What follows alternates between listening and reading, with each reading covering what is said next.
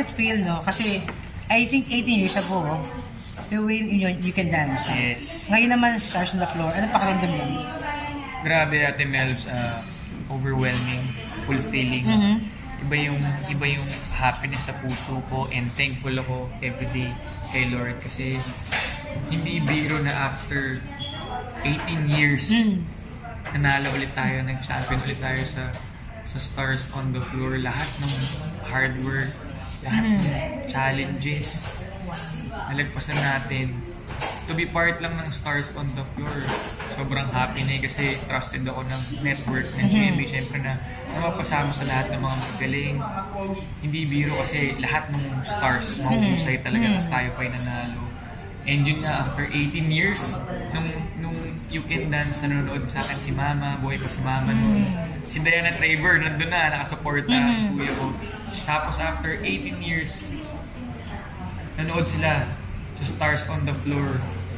Sobrang sarap ng feeling kasi nandun na Diana Traver, tapos yung dalawang babies ko, si Isabella at Joaquin. Yun yung parang sobrang happiness na alam ko na may pagmamalaki nila ako and happy sila para sa amin. Alam ko, no, Roger, ang dami mo rin kalabang mas bata sa'yo dito. Yes. Pero still, no?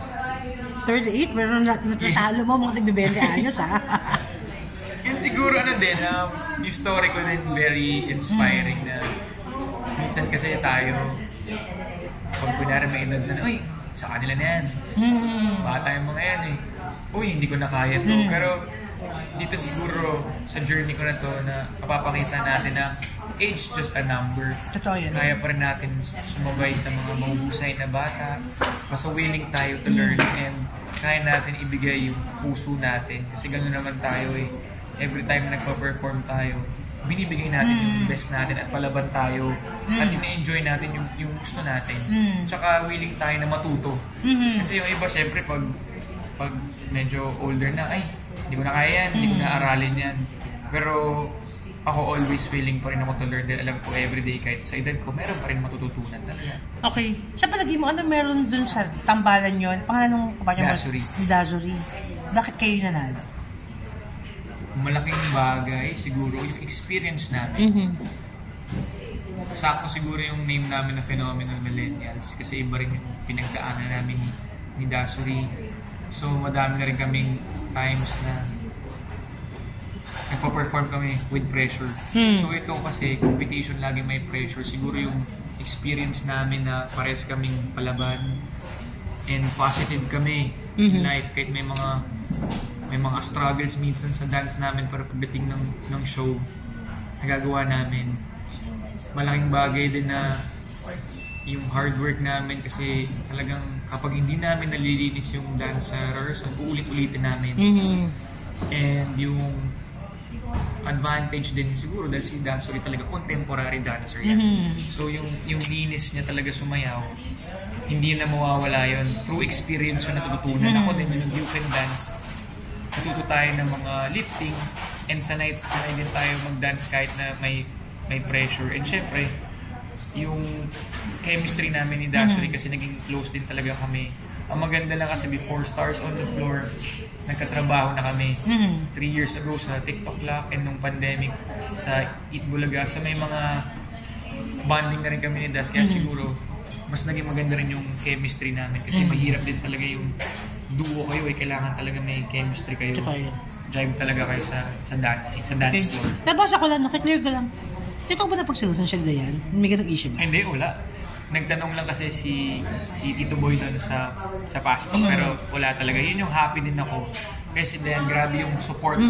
Grabe yung support ni Dayan kasi kung hindi ganun yung support ni Dayan, paano mag-work yung team up namin ni Dasuri? Paano mag-work yung duo namin? Yun din ang maganda kay Dayan. Kasi professional siya. Siyempre, hindi alam ng lahat. Kalaban ko before si Dayan sa You Can Dance. Doon kami nag-meet. And si Dayan, champion niya ng Miriam Dance Troupe, yung sikat.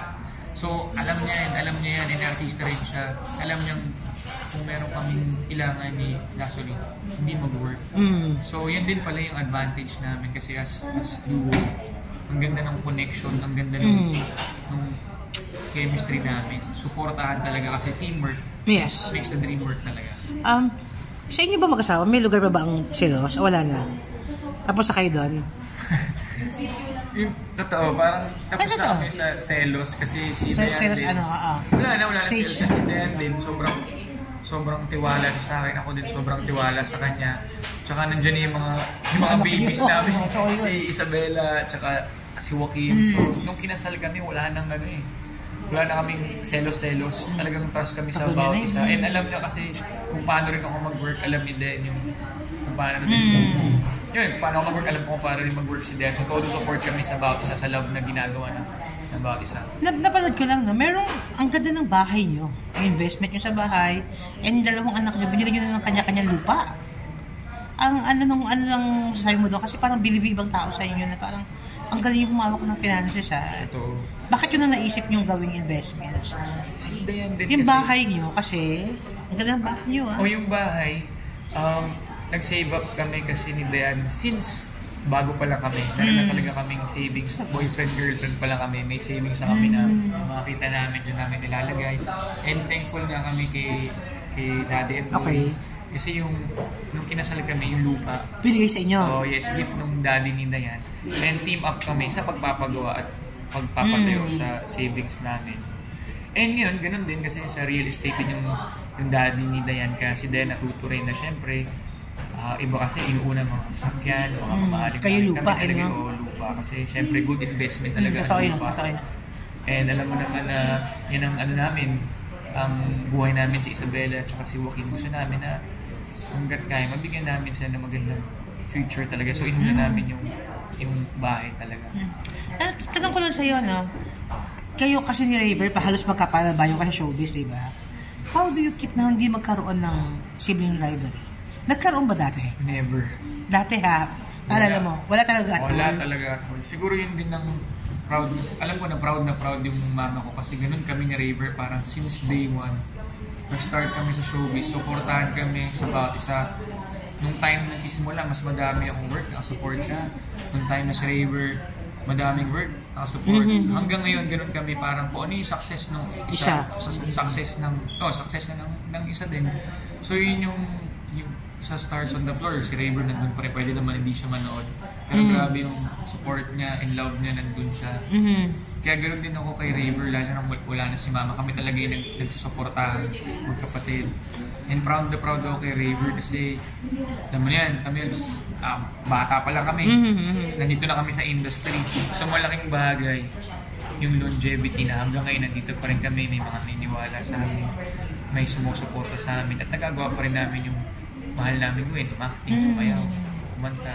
Nandito pa rin kami sa industry kaya proud din ako kay Raver. Kaya mga issue na parang, ito, mas gusto ko ito. Na-appreciate namin, kunyari, mas gusto mo si Raver, mas gusto mo okay lang kasi magkapatid kami. Supportahan kami sa bawat isa.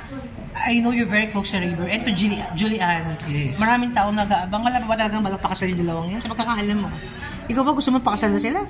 Ako kasi, ano na yan, tawag dito, alam na natin yan, alam ko kung paano mag-isip si Raver, pero ayoko naman pangunahan yung mga bagay-bagay. Parang nung kay Den, tinatanong ako, kailan ka magpo-propose? Kung sasagutin ko yan, hindi naman surprise yung gano'n. Right. Kaya natin, ang importante, nagmamahalan sila, nagsosoportahan sila, masaya sila, successful sila sa career nila. Ano yan, susunod na yan. Saka as long as na pinuput nila si God sa center ng relationship nila, sure na magiging maganda yung future nilang dalawang buhay. Pero siya nakikita mo talaga si Juliana. Oo naman. So far, siya nakikita Yes mo. naman, yung love ni Ray sa kanya and yung love and support din ni Julie kay Raver, grabe. Inspired nga si Ray ngayon, kaya natuto rin siya mag-gitara. Totoo yan. Natuto rin siya mag-piano. Di ba? Alam natin dati si Raver lang magaling sumayaw. Ngayon nakikita niyo na magaling kumanta. Magaling kumanta yun, ha? Magaling mag-host. Di ba? Tapos lahat ano din siya talagang inspired siya ngayon and happy siya. Iba rin yung nagagawa ng pagka-inlove niya kay Julie. Pagmamahal niya kay Julie. Rog, meron kong teleserye, pelikula? Wala. Ngayon po, wala. Pero may mga nakausap ko yung si Boss Vic, yung Sparkle, may nakalatag na. Noong time kasi na ginawa ko yung Stars on the Floor, syempre huli natin ginawa, tayo. Yung kay show ni Lea, Love Before Sunrise, yung Lolong, yung Last. So mga guesting. Pero no Stars on the Floor, ako rin mismo nag-request kay Boss B na, Boss B, focus po muna. Kasi gano'n ako para pag may isang project, gusto ko mabigay yung best ko na nakafocus ako dun sa project na yun. Ngayon, okay na po tayo ulit. Open na ulit. Yes, open na po tayo. Christmas plans? Christmas plans po, katulad ng mga dati, traditional celebration pa rin ng Christmas na Noche Buena with my family. Siyempre, opening ng gifts sa Christmas tree, sa bahay. And pag Pasko talaga tinatry namin makompleto ni Den yung simbang gabi. Okay. Yun, celebration lang talaga with my family na gusto ko lang, kasi pag Christmas syempre ma-enjoy yung birthday ni Jesus na celebrate sa mga taong mahal ko, sa friends. Yun po. Yung palang pagsaya mo, dinededicate mo sa nanay mo, naman, no? Yes, opo. Meron akong isang sayaw doon na hindi ko talaga napigilan umiyak na yung song ng Tears in Heaven. Kasi yung dance na yun talaga in-offer ko yun. Dance ko yun para sa mama ko kasi since day one na nag-start kami ni Raver sa show business, siya yung lagi nag-record ng mga shows namin. Siya yung laging maganda yung comments sa amin magkapatid. At ngayon, kahit wala na si mama, alam ko na happy siya sa heaven na nanonood pa rin. Kaya nung time nung sinayaw ko yun, hindi ko napigilan na umiyak. Siyempre, miss na miss ko talaga si mama. Pero alam ko na proud siya ngayon kasi na nag-champion ako sa Ryukin Dance, buhay pa si mama. Tapos ngayon, nag-champion ako sa Stars on the Floor. After 18 years na. After 18 years, alam ko nakita yun. Tsaka nakasabay-bay pa rin mga angels. Maraming salamat sa'yo. Thank you. Picture lang kita,